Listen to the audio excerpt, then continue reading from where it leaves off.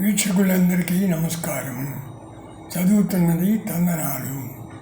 ప్రభుత్వ నిధులతో గుళ్ళు గోపురాలు మభ్యపెట్టడానికి ప్రజలను భక్తితో లభ్యమయ్యే ఆధ్యాత్మికత ఎంత రభస లేకుండా ఎత్తుగడ కావచ్చు.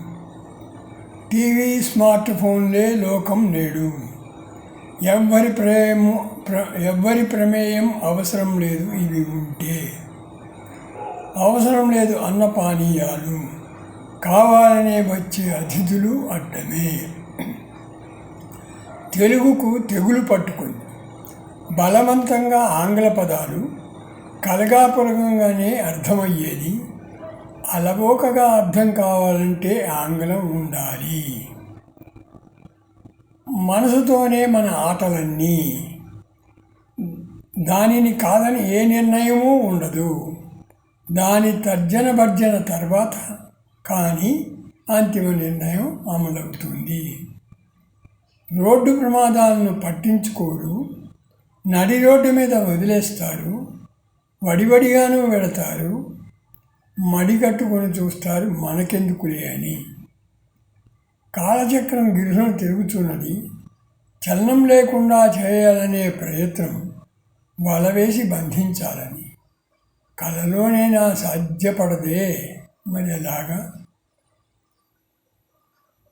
జీవి పుట్టుక నుండి బ్రతకాలనే ఆశ అవిటైనా, కుంటైనా, గుడ్డైనా, అవస్థలు పడుతూనైనా సరే అవసాన దశ వరకు అదే ఆశ. ఆశే నడిపించు జీవితాన్ని కడదాకా. ఆశ లేని జీవితం ఉండదు. ఆశ నిరాశలతోనున్న జీవితం వశమయ్యే నా ప్రాణం నిలుపుకొనుటకు న్యాయస్థానాలకు వినిపించేదే ముఖ్యం. కయ్యాల వియ్యాల వారైనా ఇద్దరూ సమమే. తయారుగా ఉన్నదే వింటుంది రయముగా తీర్పిచ్చు వాదనలతో. వింత పదాలతో అర్థం లేని కవిత్వం ఎంతో శ్రద్ధగా వ్రాశాడు. కొంతమంది అయినా చదవాలిగా. అంతా చదివాక ఏ అంశం మీద వ్రాశాడో అర్థం కాదా. ఆకాశం నుండి నక్షత్రాలు రాలుచున్నవి. చకచకా కొంగులో పట్టుకునిది. టకటగా నగలు తయారు. వంకబెట్టకుండా భామలు ధరించిరి. చిన్ననాటి జ్ఞాపకాలు ఎంతో ఆనందం.